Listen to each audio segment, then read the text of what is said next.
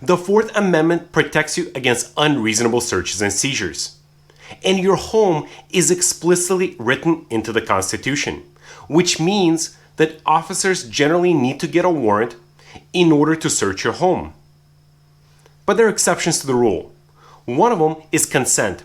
A person with valid authority can consent to the search of their home. But questions arise. Can a child consent to the search of his parents' home? Is it the occupant or the owner of the home that can give valid consent? And finally, in this video, we're going to be answering the question, what can the officers do if one occupant consents to the search while the other one tells them to stay out?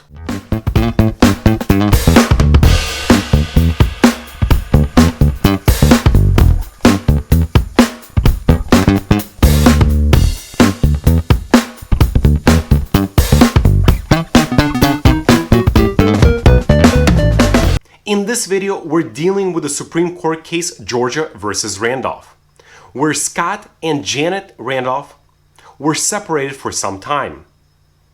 At some point, Janet returned to their joint residence. It is not clear if she returned to retrieve her property or if she was trying to get back together. But at some point, she called the police. She said that Scott took their son to their neighbor's home. Now, Scott was fearing that Janet was about to flee with her son to a foreign country. So when the police arrived, they spoke to both parties, and at some point, Janet told the police that Scott has a problem with drugs. He's a cocaine user. So the officers asked for permission to search their home. Janet provided consent, while Scott unequivocally opposed. The officers then went into their home and searched the house for drugs. They found a straw with cocaine residue, and Scott was arrested on drug possession charges. As I mentioned in the introduction to this video, the Fourth Amendment protects you against unreasonable searches and seizures, which means that officers generally need to get a warrant in order to search your home. But of course, a person can consent to the search. And this is true even if that person is the householder or the co-occupant, and even in the situations where the officers reasonably but erroneously believed that the person had valid authority to consent.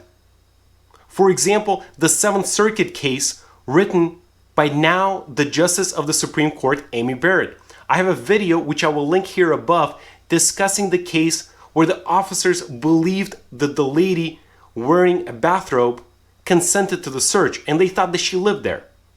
So watch that video, it's an interesting one. But this case does not deal with apparent authority. Both Janet and Scott had actual authority to consent to the search, but one of them didn't. Was it still constitutional for the officers to search the home without a warrant? And here's how the Supreme Court looks at these facts. First, we look at customs.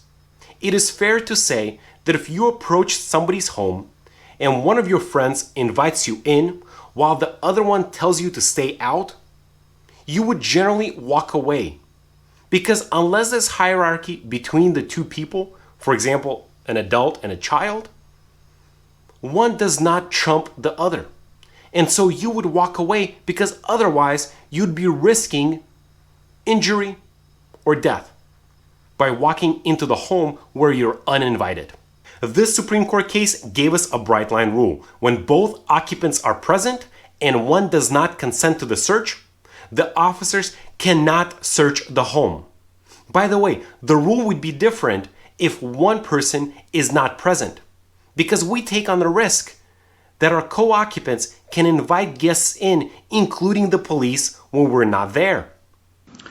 In United States v. Matlock, we held that a consent to search by one who possesses common authority over premises is valid as against an absent, non-consenting person with whom that authority is shared. But in this situation, because both Janet and Scott were there and one did not consent to the search was unconstitutional. The Supreme Court recognized that there are times when the co-occupant wants to bring illegal activity to light. But it does not mean that the officers need to conduct illegal searches. Instead, a co-occupant can bring evidence or provide statements to the police, and using that information, the officers can apply for a valid search warrant.